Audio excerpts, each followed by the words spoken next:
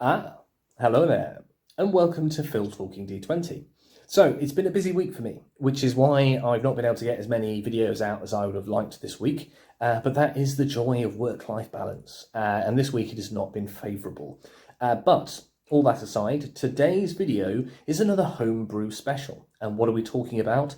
Well, we are getting grim and gritty in the world of adventure roleplay.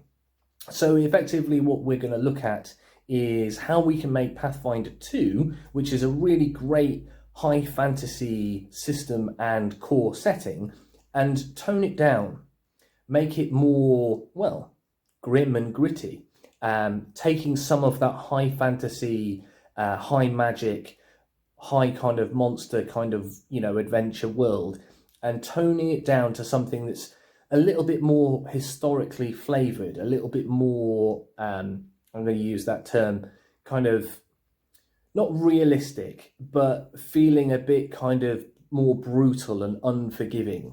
Because obviously when you start getting rid of high-powered magic and you start getting rid of kind of high-powered magic healing, you start to kind of realize that the things that are in the world are more dangerous, and they should be, if you want a grim and gritty world.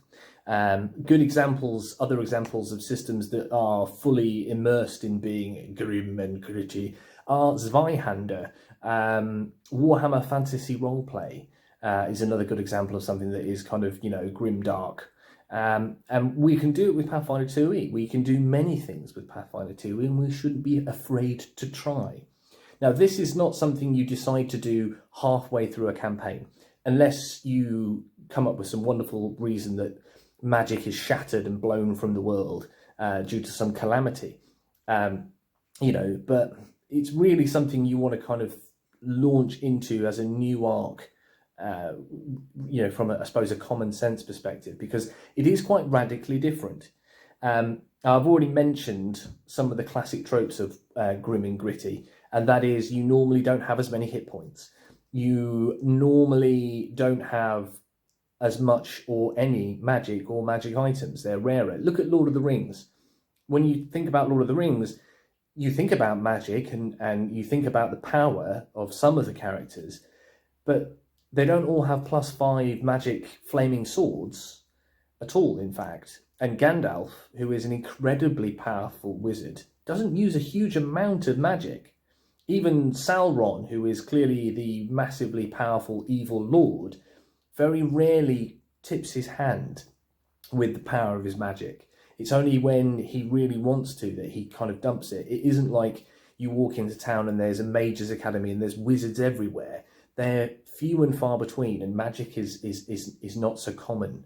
And certainly you don't see oodles of magic weaponry. Now, that might sound a bit boring, Phil. It's not, it's just different. And there are many successful and really, really, really popular grim and gritty, campaigning systems and adventure systems already in publication. You've got Zweihander, good example. You've got Warhammer Fantasy Roleplay, very grim and gritty. And the various books for 5e alone that take the kind of the high fantasy elements of 5e and really tone them down to something that's quite grim and dark and brutal and unforgiving.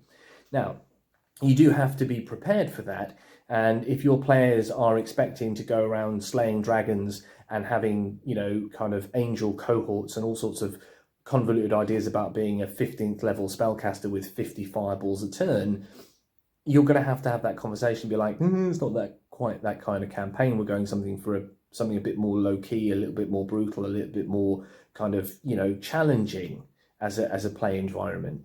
And if they like it and they want to do it, great. If they don't, well, that's just one of those things. Don't do it with them. This is the other important thing. Don't just decide to arbitrarily go grim and gritty if everyone at the table doesn't want to do it. So now that we've got that little keystone warning out of the way, please proceed with caution, we can move into how we can add things to 2e and take things away from Pathfinder 2e to give it more grim and grittiness. So one of my favourite tricks for instantly making characters feel more vulnerable and more person-like in their, I suppose, their characters kind of feel in the world is capping hit points. Now, typically a good place to cap hit points is somewhere between 3rd level and 5th level, depending on how grim and how gritty and how kind of scary you want it to feel. And effectively what happens when you say capping hit points is once they hit the specified level, say 4th level to shake a stick in between 3rd and 5th, which were my kind of good example guides, once they go past 4th level, for example's sake, they no longer gain any hit points. They can regain hit points via healing to keep their total at full, but they don't get new hit points, so they don't continue to increase in hit points. Everything else can carry on. They can carry on getting their feats, their skill feats, their class abilities, all their, skills and all their other kind of things can continue and proceed as normal. They're just not getting those extra hit points. So what does that mean? It means that kind of the lower powered classes and ancestries when it comes to assigned hit points, and the upper kind of tier of kind of higher powered ancestry and class combinations for when it comes to dishing out hit points are going to be at 4th level, somewhere between 30 and 60. And that's where they'll stay. So they stay vulnerable. They don't get into that situation where they get too comfortable because they're like, oh, I've got 120 hit points. I can deal with this. They're always at a slightly weaker state. They can't slug and trade for extended periods of time. Obviously, there is an element of managing that when it comes to combats. You don't want to continue as they level up throwing stock monsters and encounters at them, and because obviously there is a progression in Pathfinder 2 and all other systems that expects and assumes that the kind of the path of hit point progression will continue as normal. So you do want to also start capping your monsters in terms of the number of hit points they have. A super loose guide to kind of give you I suppose a ballpark is roughly timesing the higher level monsters hit points by somewhere between 0.6 and 0.8 to kind of pull them down, roughly speaking, to I suppose a smaller hit point pool. Everything else can stay the same because our armor classes are still progressing, our skills, our attack rolls are still progressing, but because we are off balancing the player's hit points, we don't want to simply tier stack them out of the game. That said, another key point to consider is if it's a grim and gritty world, there's probably not going to be lots of red greater dragons flying around because typically grim, grittier worlds are more historically flavoured in their trappings. So a good example of this is if you look at Grecian history, ancient Greece, they believed in monsters like minotaurs and other such classic kind of fables from their stories and their kind of their mystic kind of tales of kind of ancient daring do. So certain monsters can often and should quite often apply if they feel right for your setting, but there's no stories of red or green or bronze dragons rampaging around ancient Greece. And there's certainly no, tales of vampire lords rampaging around ancient Greece. So do bear that in mind. Have a good think about what kind of monsters are still going to be in your world, and then make sure that you're just checking and balancing their hit point pools so they're not miles further up the challenge rating chart than the party's hit points. So like I said, a really rough guide on that. For the higher level monsters, times it by 0.6, times it by 0.8, just pull it down a bit, and it should balance out. You're going to have to fettle it, you're going to have to do some tinkering. It's not just out of the gate, it's all done for you. But that's something to consider. Now, what other things can we do to keep that kind of grim and gritty feel?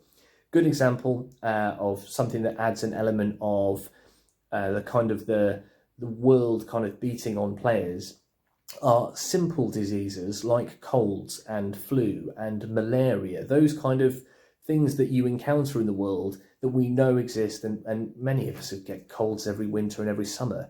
It is one of those things. If they're out in cold, rainy weather for an extended period of time, don't be afraid to make them make a fortitude save. Don't be like, it's DC 50, but again, a reasonable DC within their appropriate challenge rating, 15, 18, whatever kind of feels right and based on their level seems appropriate. And then simply say, well, you're coming down with a cold. And then chuck the fatigue condition on them for a couple of days. Seeing what they do.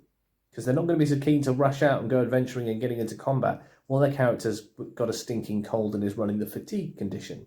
And if they do, because they have to, then it's getting grim and it's getting gritty. And, you know, cards are on the table and everything's kind of left to chance. So that's another real simple thing to just kind of flavour in. Don't forget about adding in and making diseases count for something. Now, other options we've got from a perspective of how we can make it grim and gritty.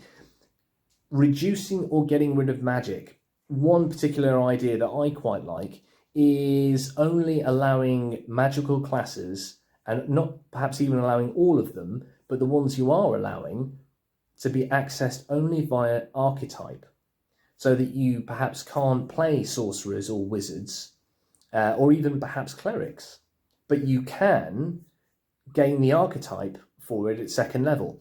And then there's even an argument to say maybe you don't let them take magical archetypes past 6th or 8th level kind of feat picks before they have to move on and pick something else, because they're only allowed maybe up to 3rd, 4th, 5th level spells before the world just doesn't support it anymore. It's just not a thing.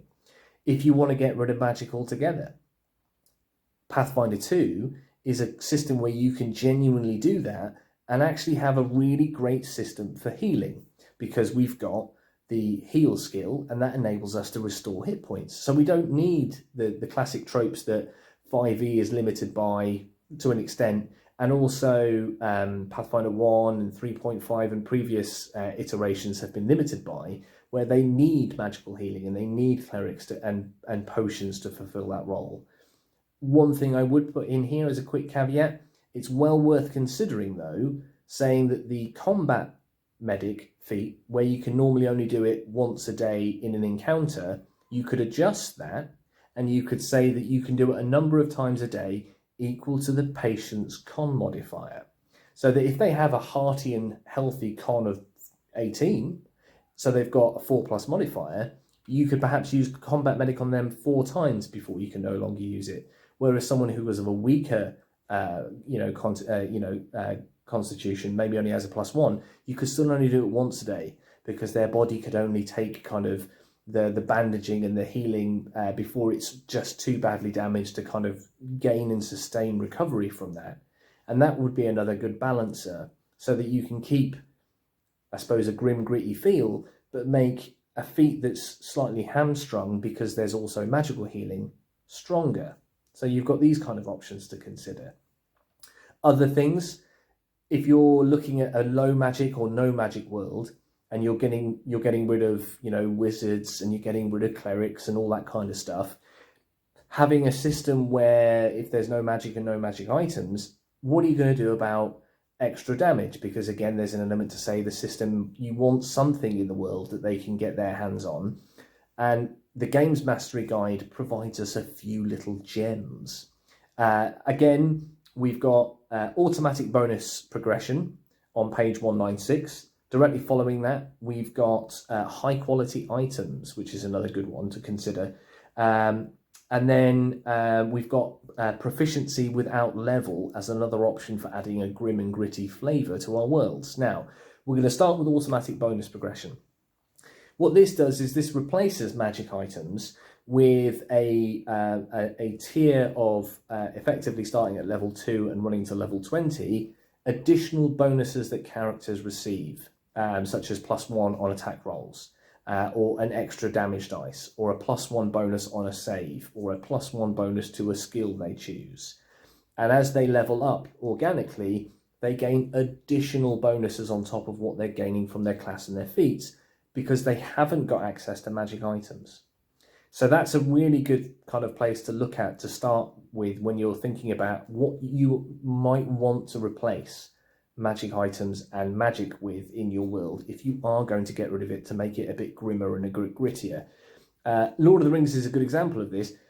Looking at Lord of the Rings and knowing that there is magic in it, how often do you see Gandalf using lightning bolts or fireball spells or calling in meteorites or other kind of really classic skills, spells that we associate with Pathfinder and D&D. You don't, do you? You know, he uses light spell, which is a cantrip. We definitely see him use that in the Mines of Moria and against the Balrog. But most of the time, he beats on people with his staff and he hacks at people with his sword. And again, the Sword of the West, Glamdring, an incredibly feared and respected weapon, but it doesn't hold the classical tropes that we associate with magical weapons, does it? Does it glow? No. Does it light with flame or frost or electricity? No, it doesn't. It's not by definition what we consider a high magic sword at all. You've got the famous sword that Bilbo carries, and that glows when orcs are nearby. But it doesn't cast lightning bolts or become wreathed in fire. It just glows when there's orcs and goblins nearby. That's all it does. So if you kind of think about Lord of the Rings and you think that's a magical fantasy setting, to an extent, you're right.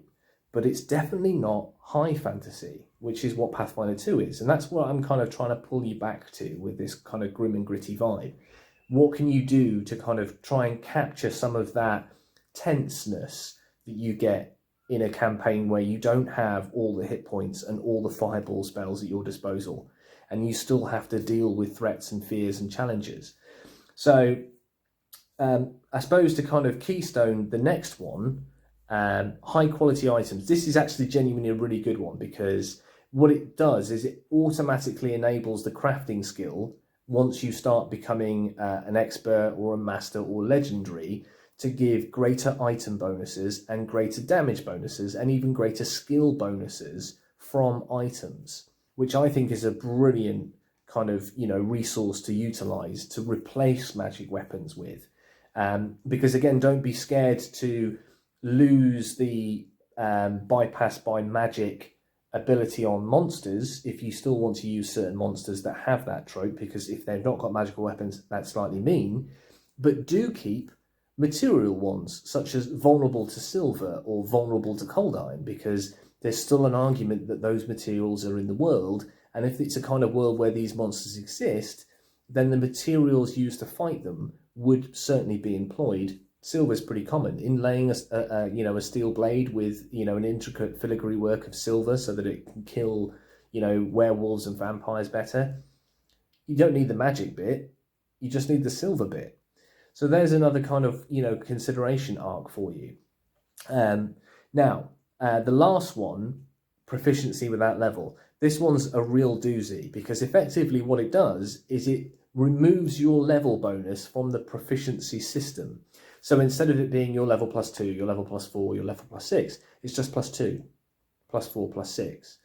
So you instantly start capping out the kind of the high arc progression of dum dum dum dum dum dum dum tearing up as you level up. It just removes that kind of, I suppose, high climb rate of progression and just plateaus it off, so that again you're not rolling 40s at higher levels. If I'm honest with you, most campaigns, full stop, be they grim and gritty or high fantasy or science fiction or any other kind of campaign, most of the time we're only running up to about a max of level 10. It takes time to get to that level.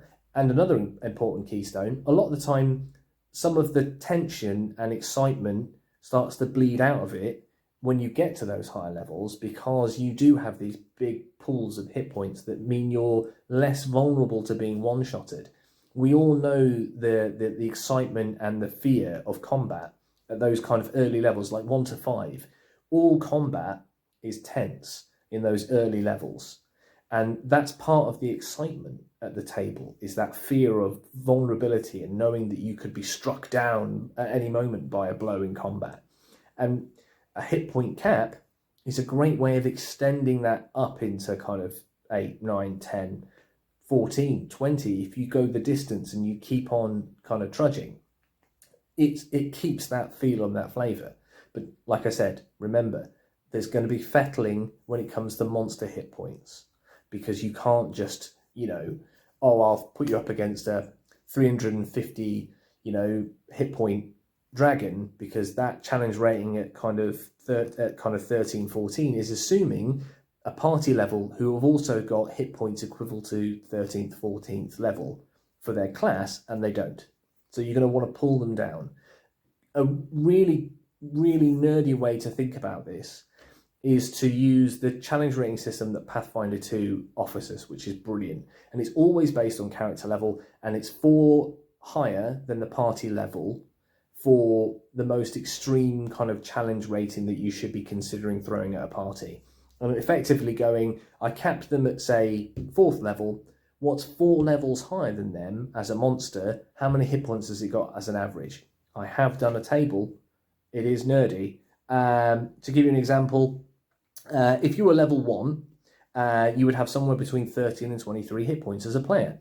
You would face Drow, or a Bog Strider, or a Hippogriff, or you could be facing a Brine Shark, or a Kalingi Slayer, or a Hobgoblin Archer, or a Scarecrow, or a Tiger.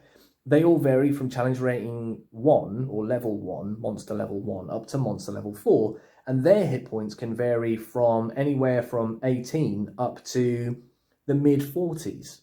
So that's where they're at if you're level 1 and you're fighting monsters up to the top of your challenge rating. If you then jumped to level 4, where those would be effectively equivalent level, and you went 4 higher, so up to a maximum of monster level 8, ooh, told you it was getting nerdy, you'd be facing things like bullets, flesh golems, sphinxes. They have armor classes around the mid kind of, to high 20s, and they have hit points anywhere from kind of 120 to 140. So you can find a pool of hit points very quickly and easily because of that system, and keep those hit points in check because of the really solid mechanic of challenge rating and kind of encounter building using the XP budgets that 2E already gives us. So again, there are really good guides for how many hit points you should be giving them. So that they don't go, oh, I've got quadruple the amount of hit points of the party. They can never kill me quick enough. I'm always going to win. So remember, fettle with hit points to make sure that you're not being crazy when it comes to balance and fun. Because like I said, if you're doing grim and gritty and you're still throwing, 13th kind of challenge rating monsters at them unchecked, it's probably not going to go well. So those are the key building kind of points that you can easily get hold of using the Games Mastery Guide as a great starting point. Using things like a cap on hit points to keep the kind of the tension, the combat tension, or gun tension as it's sometimes referred to.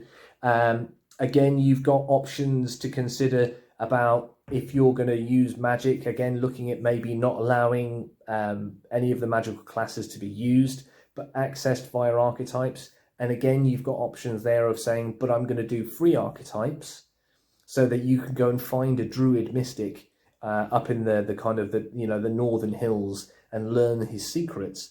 But it's going to cap at level 6, or it's going to cap at level 8, because I don't want you being a 20th level archetype druid, because magic isn't going to go that high. Yeah, and that's again a view that you're going to want to personally take. These videos are never about me telling you how to run your game. These are always me giving you ideas for how you could run a game.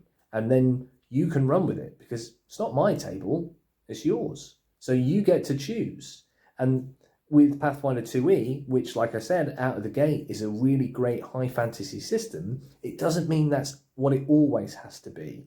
If you're all sat around the table and you want to do something that's kind of grim dark and going to be a bit brutal, and maybe is kind of flavoured with, ancient Rome or 16th century, Great Britain, War of the Roses, you can go mad and go Napoleonic era. It's not far-fetched to go that, into that kind of a territory. You can do anything you want with it.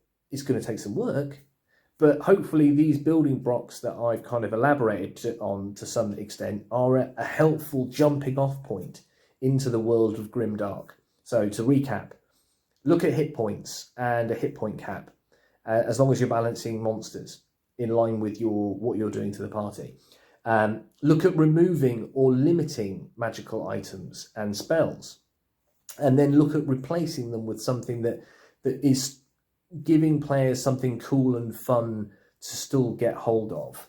I mentioned in a previous video about masterwork weaponry being a thing that we used to kind of gravitate to. You used to go, I buy a masterwork item, then I get a magical item. So looking at expert, you know, and those kind of high quality item rules in the Games Mastery Guide is a really great jumping in point, because you can have a legendary sword, which in a way is what Glamdring is, the Sword of the West from Lord of the Rings. It would be it'd probably be a legendary sword. What would a legendary sword do? Well, let's just take a quick look and I'll let you know. Legendary Devastating Blade. You're looking at +3 on attack rolls, and you're looking at 4 damage dice. You're looking at it being an item level of around 19 when you're getting up to that kind of a thing. But it's that one-off sword that has fame and legend, and it was made by master artisan elves, and it's been around a long time, and it's passed through many generations, and that's what makes it cool. So don't be afraid to not use magic. Don't be afraid to not have magical classes. There's plenty of other options, especially with all the great archetypes now in the Advanced Player's Guide.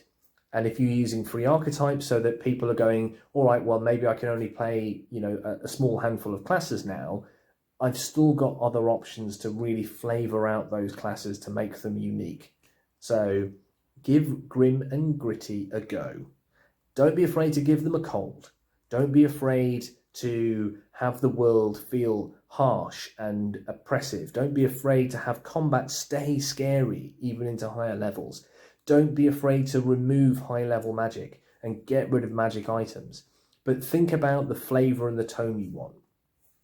Again, you know, like I said, a good example of that is Rome, or where magic is superstition and feared because people don't know if it's real, but they don't think it should be real, and it probably isn't real, but what if it is? And low-level spells, are they magic?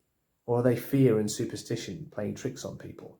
So, hope you enjoyed the video. If you want to discuss Grim and Gritty in more detail, drop me some comments. I'd love to hear your ideas about how you could tweak things to make Pathfinder 2 fit into that grim, dark kind of, you know, Lord of the Rings, Warhammer Fantasy Roleplay, Zweihander, slightly more historically flavoured kind of vibe.